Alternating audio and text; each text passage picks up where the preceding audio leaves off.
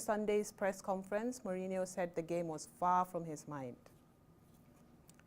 Because Blackburn made it difficult for us. They played very well, they fought very hard, they were very well organized, they took also their risks, so the match was difficult for us, and we had to play well, and we had to play with good attitude to be ready and to get a result. No reaction. I have to play Saint-Etienne, I have to play the final, I have to play, hopefully, another opponent in the Europa League. I have to fight for a top 4 position in the Premier League, so I have so many things to think about.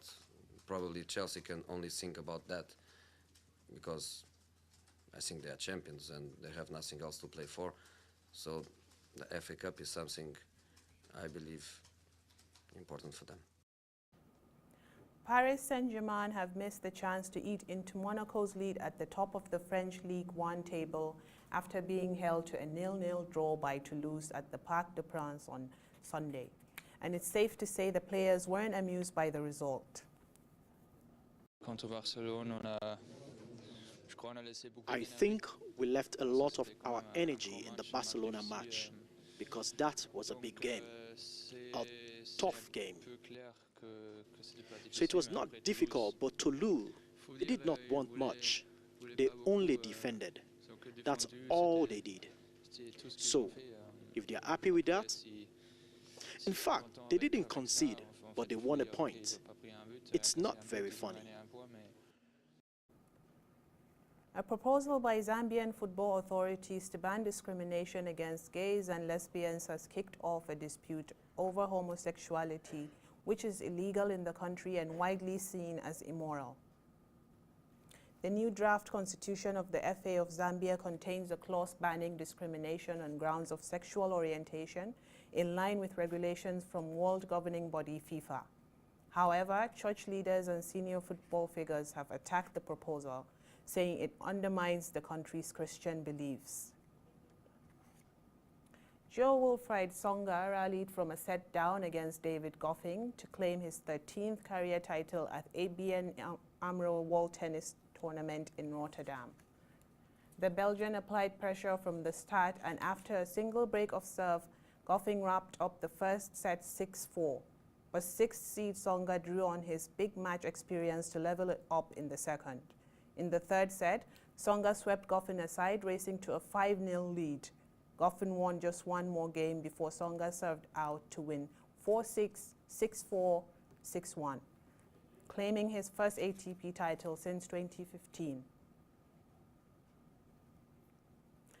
In baseball, the Los Angeles Dodgers pitchers Hyun Jin Ryu and Kenta Maeda continued their preseason workouts at spring training on Sunday. The team have also traded veteran left-hander Vidal Nuno to the Baltimore Orioles for minor league right-hander Ryan Mosley. Nuno never pitched for the Dodgers, who acquired him from Seattle last November in a trade for catcher Carlos Ruiz. In basketball, it was a night where 24 of the most competitive men fought it on court, but Anthony Davis had an all-star game for the record books. The next one I'm going to try to do is 100 points. No, I'm kidding. I think I had 32, and then them guys just told me to get 50, and then after that I was just, dunking the ball. I won't say scoring, I was just dunking the ball, and then I heard it throughout the arena that, I beat the record. So I really didn't know. But to be in an elite company with Wilt is definitely amazing. And on a night when Russell Westbrook and Kevin Durant provided a glimpse of the past, Giannis Antetokounmpo showed why he's clearly part of the future. But it was Davis who stole the show.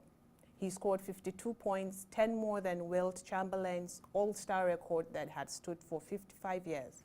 And the Western Conference beat the Eastern Conference 192 to 182, making it the highest scoring game in league history. Well, joining me to wrap up all the weekend sporting actions is Francis Achi from Melody FM. Welcome, Francis. Good morning. So, the FA Cup results, there are some surprising wins on Saturday, right? Yeah, surprising wins because FA is all about shock, and if you don't take your chances, they will definitely punish you. Like Leicester City, champions of England, they were crashed out by Millwall because they couldn't take their chances, and Millwall was able to score that minute of the game, and the game wrap up for them. But the surprising of the weekend was Nikon United, a team that made up of semi-half big players. Yeah. They're not really professionals. Some of them goes to work, come back in the evening to train. Nikon United are in quarterfinals. They defeated Burnley, a team that is in Premiership. Wow. And today now, Sutton United will be taking on Arsenal. Arsenal has been having a very bad day in the office. Perhaps only God knows what will happen today. But if you don't take your chance against these smaller teams that are ready to create upset and make names for themselves, they will punish you. Exactly.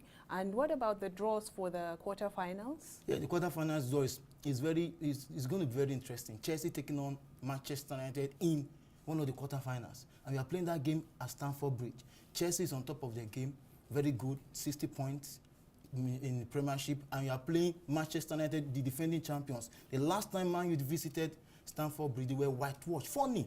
Exactly. So you don't know what really happened. But if Chelsea feels, or Antonio Conte's side believes that they've already gotten it because they defeated Man U the last time, and now this time around it's going to be easy for them. It is not, because when you play a champion, a defending champion that is struggling in the Premiership, they want to make a statement that, okay, fine, we may be struggling in the Premiership, but we want to win at least the FA Cup. They are already doing well in the Europa Cup, and they are not still out of the Carling Cup. So some are along the line, they still hope that Man U can get the trophy this season. Exactly. It's also exciting that Mourinho will be returning to his former house, of course. Yes, when you go Chelsea. to and the last time was a very bad welcome because they gave him 4-0. So we don't know what's going to happen this time around.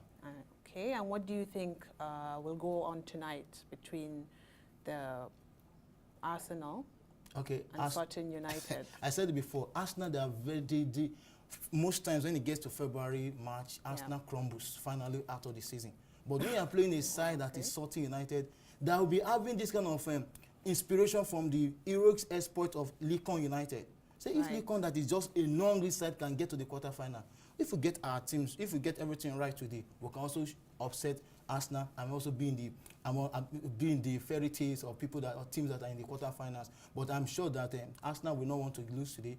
They will want to really play. They will not underrate Sutton, and they will do everything within their powers to win, because Arsene Wenger is very under much pressure. Pressure. A lot of people are feeling that he has overstayed his welcome. He should leave, because when you play in Championship, for instance, 17 times in UEFA Champions League, and we've never won. We only played once in the final. And this time around, for 8 seasons consecutively, you've been crashing out at the second round. It shows that you don't really have anything to offer again. Now, the world of football, the coaching is looking at young guys coming in. Antonio Conte is a young guy. The guy in Manchester City, Pep Guardiola, is a young guy. So perhaps they will look inward and see what they can do, maybe to bring in a fresher young guy to coach Arsenal. Wow. So you think he will be leaving then? I don't know, but a lot of people feel that you don't know. There's nothing to offer again. Outrun his stay. Your style of football has not really given more trophies. Of course, we have made money for Arsenal. They're making money. And a good history too, but maybe it's time to move on. And I think this is what I get from the fans as well. It's a shareholder. It's a part of the club. But not coach, let me manage. Maybe just promote him to director somewhere, but leave the coaching guys. So who are the contenders for his place? We have this guy in I think Inter Milan, this Allegrini, Messileno is good. Right, okay. But we have Diego Simeone playing in the coach of Atletico Madrid, very vibrant young guy. Look for the young guys, young coaches that are vibrant, that are more of digital side, that can really bring the results for Arsenal. Old breeds. Yes. Well, thank you for coming. You're welcome. Interesting talk. We're going for a short break now. Please do stay with us as we return with more news. Thank you.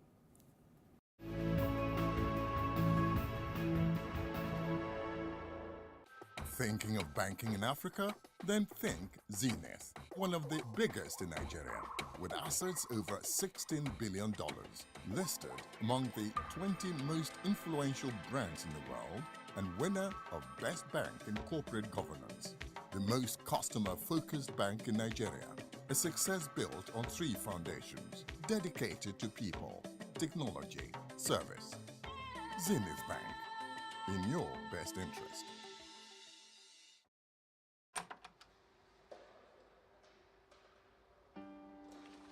There is nothing as symbolic as a door. It shuts to protect you and opens to give you much more. Everyone wants to succeed,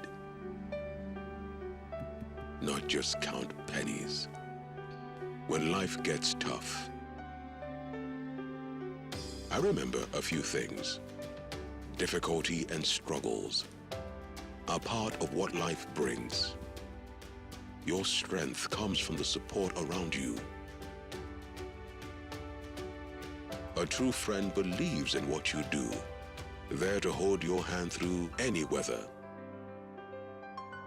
I found my partner, and we walked through doors together. Diamond, your bank.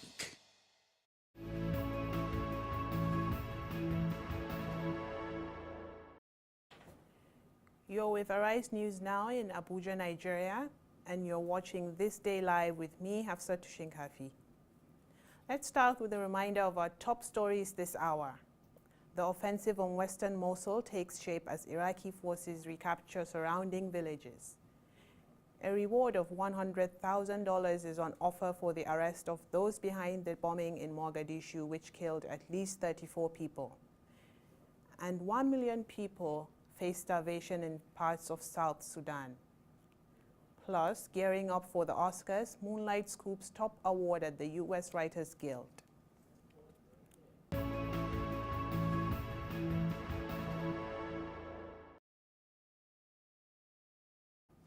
And now on to entertainment news. It's just a week until the Oscars and preparations are underway. One company that will hoping to cash on its popularity is a fine art design studio in New York. They are using 3D printed processes and original bronze casting in hopes of producing trophies more similar to their original 1928 form. KT Schubauer reports. Every year, hopeful celebrities walk the red carpet at the Academy Awards, surrounded by giant replicas of the iconic Oscar trophies they hope to bring home. 1 month before the ceremony, the real statuettes are being produced here at this factory in rural New York. For the past 2 years, they have used 3D printing technology to do so. We have the 3 different versions. We have the classic statue, the recent 2015 version, and then the 3rd version, which we've created. Today's statue is almost identical to the original version, with only a slightly more muscular torso. But the process is completely different. So before it required a great deal of hand sculpting and carving, and now all of that can be done completely within a digital environment. Once we have our design created, we can then send it to our 3D printer, which produces the 3D wax patterns. The Academy chose this fine art design studio to bring back some of the subtle details of the Oscar trophy, and to return to the casting of the statues in their original bronze. While the bronze material is a higher quality than the tin and gold combination used in recent years, it is also much more delicate. One mold is only good for one Oscar, and then it gets cracked and destroyed. So therefore we have to make one of these molds for every piece of metal that we cast in the foundry. From start to finish, the process has 10 different stages. The cost of the famous statues is a closely guarded secret, just like the names of this year's winners. What we have to do is we have to actually engrave all of the nominees for the entire ceremony, because nobody knows who wins. While the Oscar winners are yet unknown, one thing is certain. Come February 26th, the 60 statues created here will be in the spotlight. Elsewhere, writers for the films Moonlight and Arrival scooped awards at the Writers Guild of America.